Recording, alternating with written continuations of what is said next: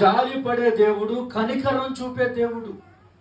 మీరు లూకా సువార్త ఒకసారి 10వ అధ్యాయంలోనికి వెళ్తే, లూకా సువార్త 10వ అధ్యాయం 30వ వచనం నుండి ఒకసారి మీరు చూడగలిగితే మరొక విషయాన్ని రెండవదిగా మీకు నేను చెప్తున్నాను. లూకా సువార్త 10వ అధ్యాయం 30వ వచనం నుండి చదువుదాం. చదవండి తీసుకున్నారు. అందుకు యేసు ఇట్లనేను ఒక మనుషుడు యెరూషలేము నుండి యెరికో పట్టణానికి దిగి వెళ్ళుచు దొంగల చేతిలో చిక్కెను. వారు ఏం చేశారంట? అమ్మా దేవునికి స్తోత్రం చెప్పండి. ఏం చేశారంటే దొంగలు బట్టలు దోచుకొని తర్వాత ఏం చేశారు?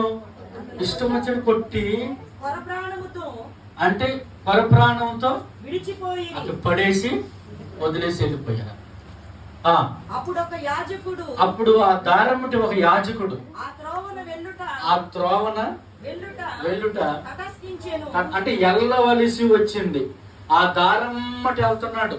వెళ్తూ ఉంటే ఎవరు కనిపించారు? అక్కడ కొట్టబడి గాయముల చేత ఉన్న వ్యక్తి కనిపించాడు. చూచి పక్క నుంచి వెళ్ళిపోయాడంట. ఎందుకని? నేను వెళ్ళిపోవాలి, నాకు పని అయిపోయింది, అర్జెంట్గా మీటింగ్ అయ్యింది, నాకు ప్రార్థన వెళ్ళిపోయాడు. దేవుని స్తోత్రం. అలాగా ఒక లేవీయుడు వచ్చాడట. ఆ చోటుకి వచ్చి చూచి అక్కడ పడిపోయినటువంటి ఆ వ్యక్తికి సహాయం చేయకుండా, ఆ వ్యక్తి మీద జాలి పడకుండా అతను కూడా ఇదేమిటి నాకు వచ్చింది, రోజు నాకు చుట్టుకుంటుందాం అనుకుని అడి తిరిగి వెళ్ళిపోయాడట. చెప్పండి. అయితే అతను ఒక సమరయుడు ప్రయాణమైపోవచ్చు అతడు పడిపోయి ఉన్న చోటుకి వచ్చి అతనిని చూచాడు. రెండోది జాలి పడ్డాడు.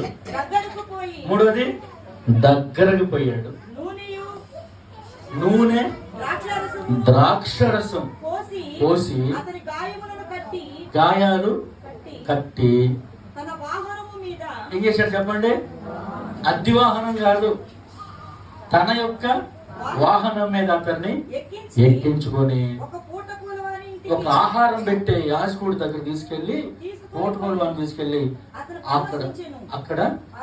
అక్కడ పరామర్శించాడు, అతను అప్పగించాడు. దేవుని స్తోత్రం చెప్పాడు. ఇక్కడ మనం చదువుకున్నటువంటి